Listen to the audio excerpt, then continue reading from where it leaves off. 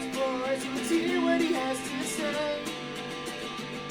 His name is NetsBoy, he thinks the world is all over when the Nets just can't play. What up, Net fans? NetsBoy here, bring your latest in your Brooklyn Nets news. All right, I'm back for my little hiatus. I know Nets Dog took over last week, and I hope he did a good job. He normally does. But I'm back. So it's time to talk Nets coming from me again. Look, we got a bit to talk about in this episode. There was two games these last stretches that could go down in history as the worst games I've ever seen the Nets play. So we're going to discuss that. We're going to talk about some trades because the trade deadline is right around the corner. It's a week away. And there's definitely moves that this Nets team needs to make. We'll talk about that. And we'll just talk about just what really to expect with this Nets team moving forward. So we got a lot to talk about. So let's dive right in with that. So my last episode, Nets Dog was so kind of taking over. And he said that he believed the Nets should go 3-2 the next 5 games. Well, that didn't happen. The Nets instead did the opposite, and they went 2-3.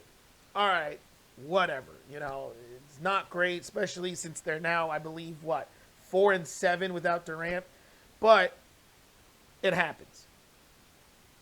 But the loss to the Pistons and the embarrassment against the Celtics are the worst games I've ever seen.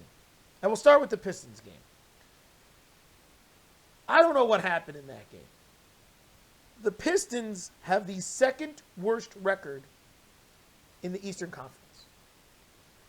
They have young talent. They absolutely do. Ivy's solid. Durham is good. They have Bay. We like to sleep Bay. You know, we know they have talent. All right, that team is going to be good as time goes on, I believe, as those young players develop. But there is no reason to give up 130 points to that team. There is no reason to lose to that team on your home court. There is no reason that team pretty much went coast to coast or, from the and led for almost the entire game. No reason. No reason at all. I mean, it was an embarrassment. I don't know what was happening with the Nets in that game. No one could make any shots. No one could do anything. Finally, Kyrie said, let me try. And Kyrie was the only one who showed up. No one else. And I couldn't believe it. The Pistons. Listen, no Ben Simmons. Don't get me started with that. No TJ Warren. All right, he's been banged up. We obviously know Durant, but I don't want to hear it. I don't want to hear getting, pretty much wire to wire beaten by the Detroit Pistons this year. No, don't want to hear it. It's a joke. And it wasn't really wire to wire, but it felt like it because every time the Nets even took the lead for a short time, the Pistons just took over. And it's just like, why? But they bounced back after that with a great win against the Knicks and a gutty comeback win against the Lakers. And you're saying to yourself, okay, they figured it out. So now, here comes the Celtics. Now, we all knew the Nets were going to lose to the Celtics. It is against the law of basketball for the Nets to beat the Celtics.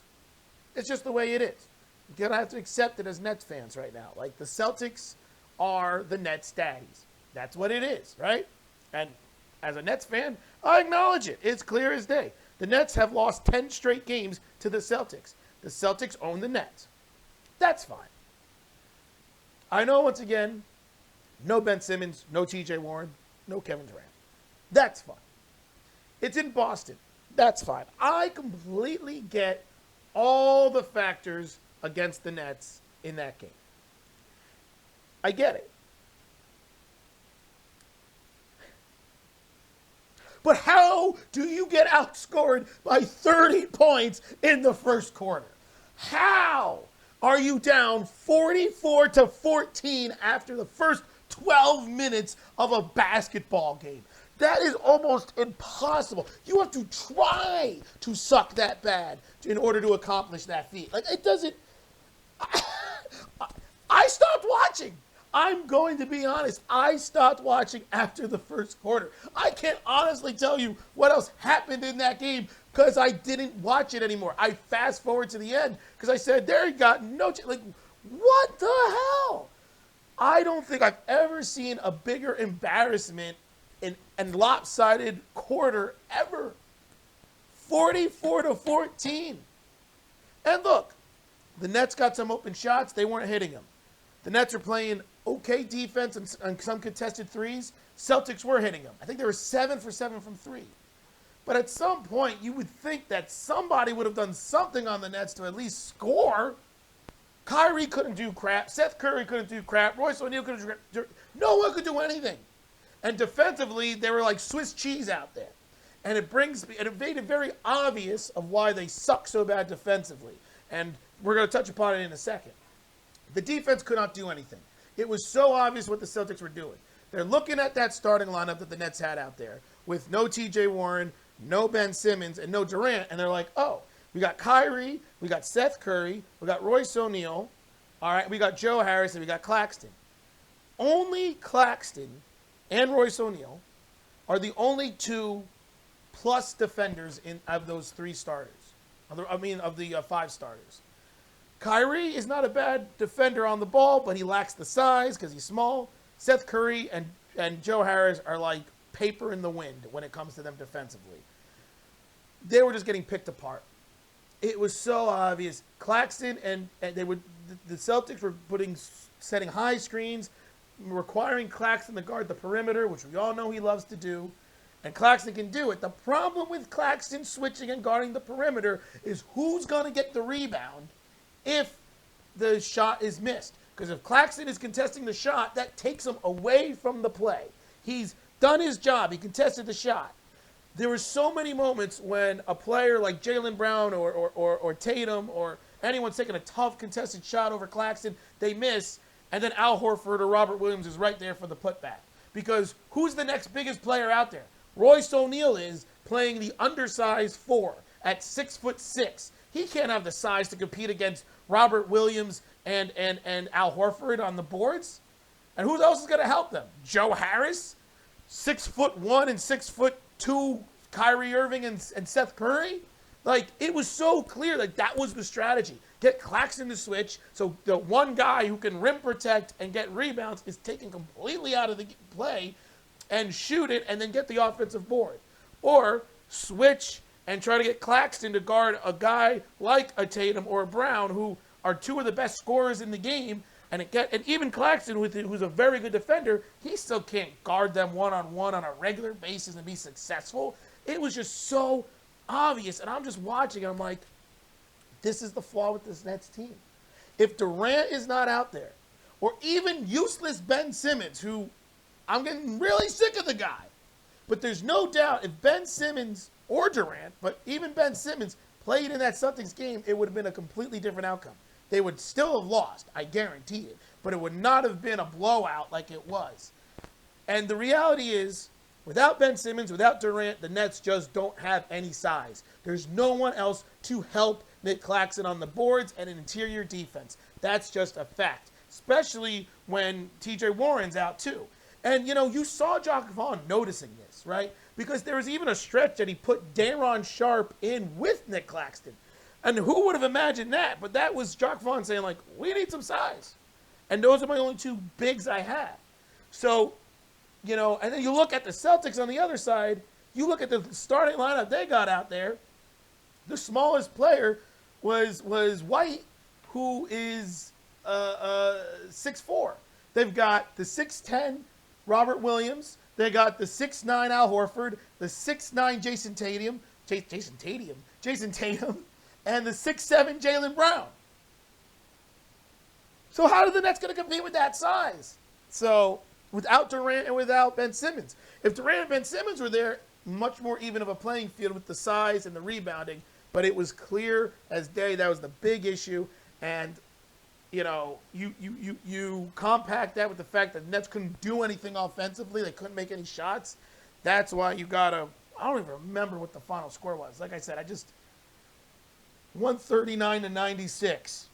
That's how you get a 45-point loss if you're the Nets.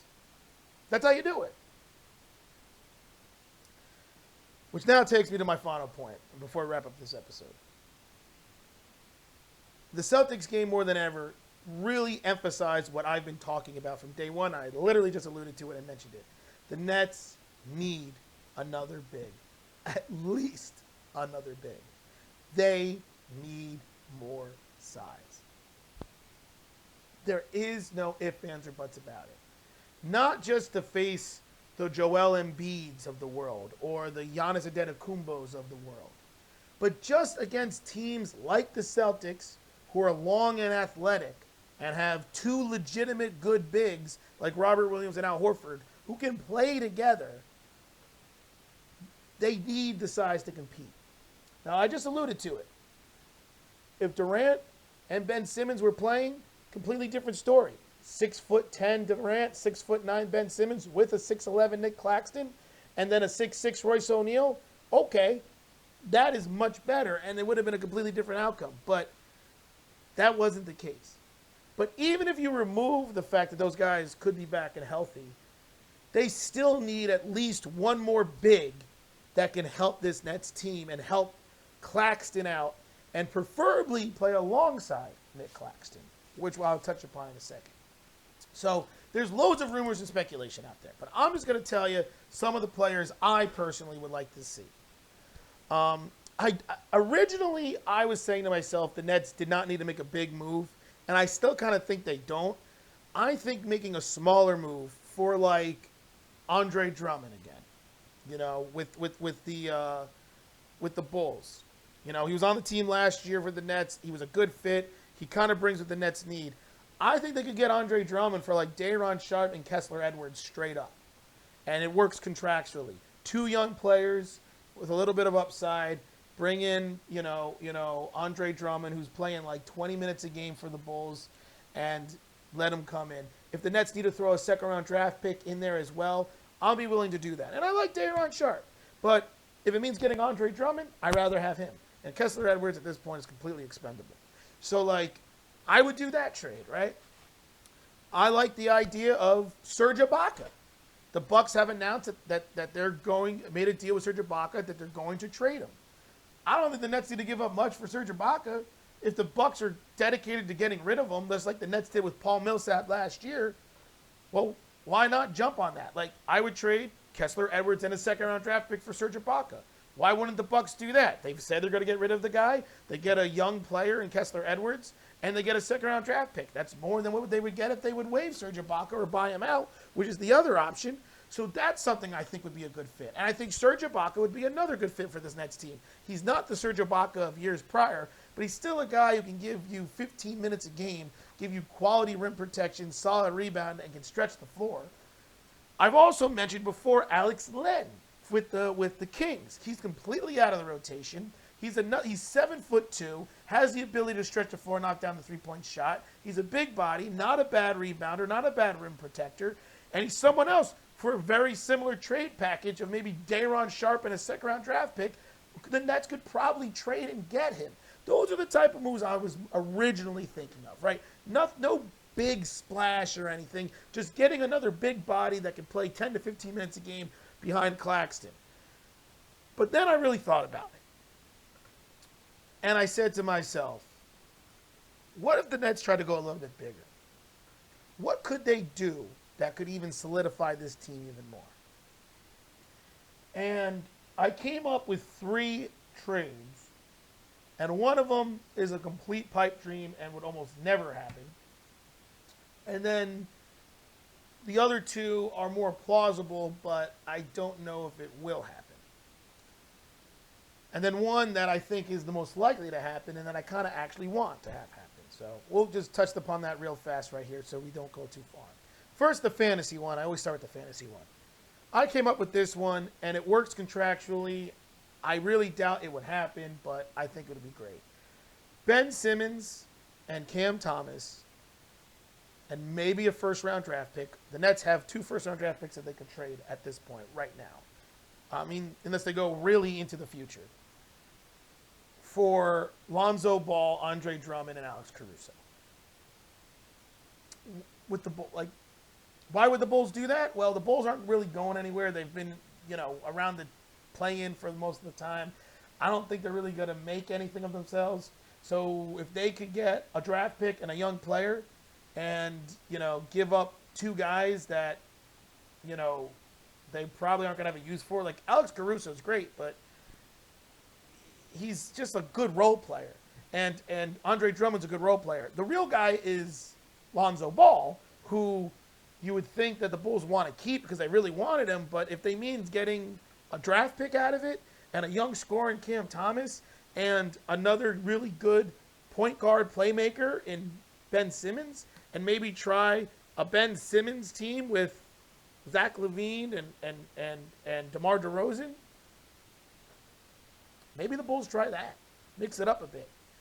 And as for the Nets, I mean, everything Ben Simmons can do, Lonzo Ball can do, except for maybe play post defense. Like perimeter defense, playmaking, Lonzo Ball is just as good as Ben Simmons. But here's something Lonzo Ball can do that Ben Simmons can't do. Actually shoot. Like, Lonzo Ball this season is shooting 40% from 3. He can actually score if you need him to score. But once again, he can score, he can facilitate and defend around the perimeter almost as well as Ben Simmons. So if I'm the Nets, I'm doing that. If that's somehow an option, I'm doing that trade. You're trading Ben Simmons. You're getting rid of his headache. You give up Cam Thomas, a guy who at this point is completely expendable. I love Cam Thomas. He's a scorer. He can drop buckets like this. He can give you 30 on any given night. But the Nets don't need that. And there's nothing else Cam Thomas really does that makes you say this guy needs to be on this team. He's kind of wasting away on the Nets. So, like, young scorer to the Bulls, young playmaker with loads of upside, Ben Simmons. Maybe that helps the Bulls. You throw in a first-round draft pick as well to maybe entice it. And the Nets get the big that they need, interior presence and a rebounder and Andre Drummond. They get a quality role player, a great perimeter defender and energy guy, and Alex Caruso, who, by the way, is shooting like 39% from 3 himself. And they get a guy who can replace the guy that you're trading and do almost everything he can do defensively and playmaking, but can actually score. I think it's the ultimate win for the Nets. That's the fantasy trade. That's the number one trade I would love to see the Nets make. Doubt they're going to do it, but I would love to see it. Now the other 2 trades. It involves offering the same package of Joe Harris, Cam Thomas, and a first-round draft pick. Or just Joe Harris and Cam Thomas. The first-round draft pick would only be if you have to push it over the edge. Joe Harris, I love the guy. He's the only Net still from the fun 41-win team from several years ago when that put the Nets on the on the map. That team that took this that played the 76ers, lost in 5 games. He's the only one still on the team from that fun Nets. No more Karis LeVert. No more Spencer Dinwiddie. No more Jarrett Allen. Right. No more D'Angelo Russell. Those guys are all gone. It's only Joe Harris still. So I have a soft spot for Joe Harris. The nostalgia says keep him. But the reality is he is so expendable at this point and tradable. The Nets need to get rid of him. He's making $17 million a year. He can only shoot the 3-point shot. He's not a good defender. He's very inconsistent. He's not a great rebounder. He's just a guy who can stretch the floor and score. And at this point, when you have Patty Mills, who's not in the rotation, when you have Seth Curry, when you have Royce O'Neal, and even T.J. Warren, all players who can shoot, I think Joe Harris is expendable. Cam Thomas, as I just mentioned before, he's expendable. Those are the 2 guys that I feel like the Nets need to trade. And the one package I have is those 2 guys for Jakob Poeltl and Josh Richardson. I think that would be a very great trade. The Spurs might want a little bit more than that because Jakob Poeltl is playing very, very well. Maybe that's where the first-round draft pick comes in, but I think that's a fair trade for everyone. Spurs are talking about trading Jaka Portal. He's a great rim protector, a great rebounder, interior presence, big body. He could really help the Nets out a lot. I'm not sure how the Nets would do the rotation because Portal is a legit starting center, and so is Claxton. So someone would have to come off the bench, but I'm sure Jacques Vaughn will figure that out. And then Josh Richardson would just be to balance out the contracts, but he's another 3-and-D defender. He's like another Royce O'Neal.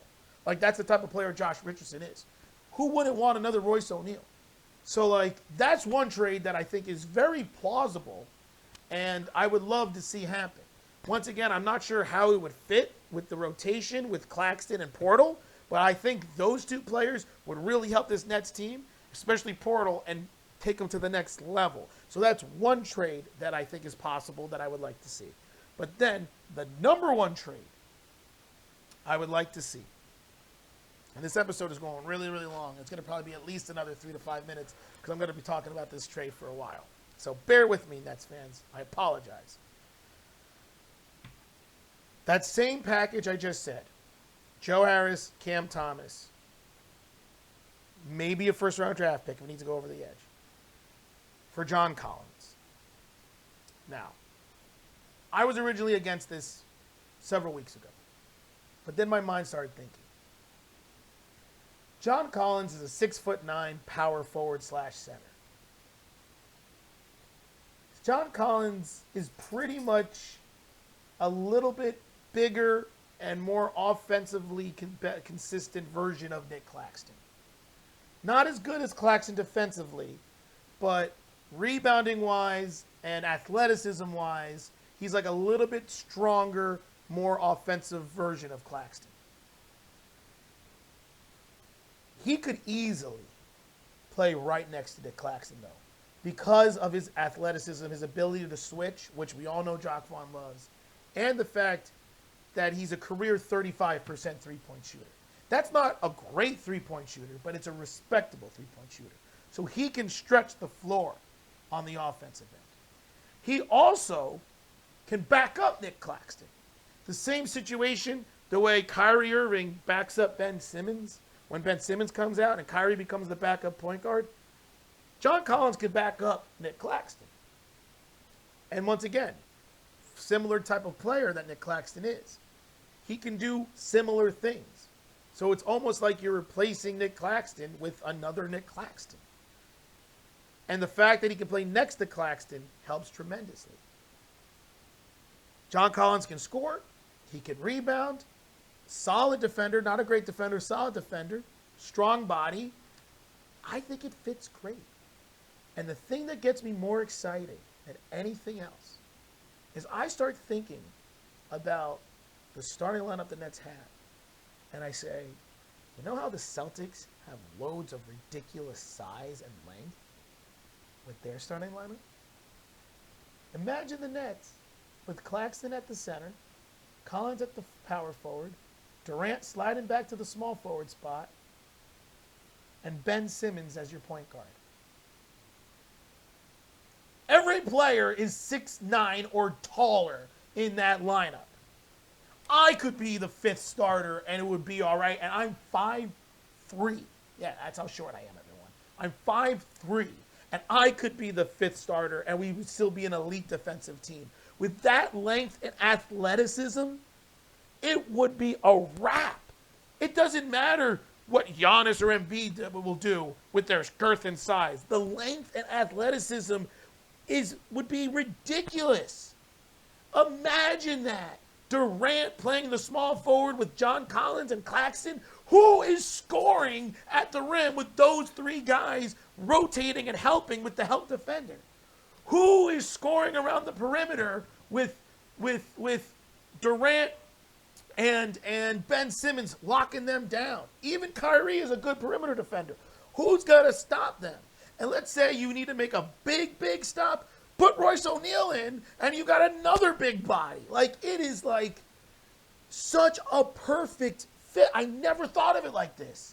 Not just backing up Claxton, but playing with Claxton. What an amazing defensive team that is. And with KD's ability to score, Kyrie's ability to score, Seth Curry coming off the bench and scoring in that situation, TJ Warren coming off the bench and scoring in that situation, the fact that John Collins can score, like, the offense would be fine. But just think of the defensive personnel the Nets can have. You got TJ Warren and you've got Royce O'Neal coming off the bench with Watanabe and Patty Mills and Seth Curry.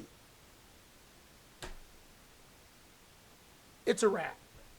That's the number one trade the Nets need to do, and I think it's doable depending on if the Nets need to throw in a first-round draft pick or not, because originally the word was the Hawks were looking for a lot for John Collins, but now as it's getting closer, they're lowering the asking price. And I think Joe Harris, Cam Thomas, and a first will be more than enough to get the deal done, and that's what I'm picturing.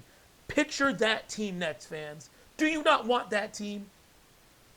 Now, John Collins gets hurt a lot. That's always the negative on him. He has a history of injuries. But guess what? So does Ben Simmons. And apparently so does Durant. So fits right in. But I just think of how complete that Nets team would be. And you know what? Still trade Kessler Edwards in a second-round draft pick and bring in Serge Ibaka for one more emergency player. One more emergency big. Why not? That's what I would do if I'm Sean Marks. That's what I would do if I'm the Nets.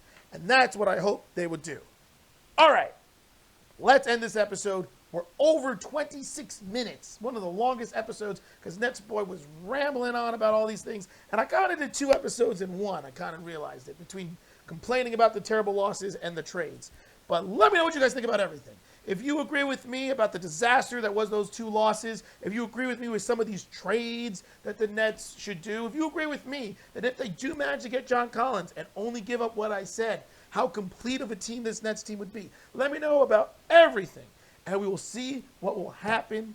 I will hopefully be able to do my next NetsBoy episode before the trade deadline, but if not, it will be after the trade deadline, which is February 9th, and I'll probably have a review episode, so we'll see what happens. Until then, thank you all for putting up with me, and this is NetsBoy, signing off.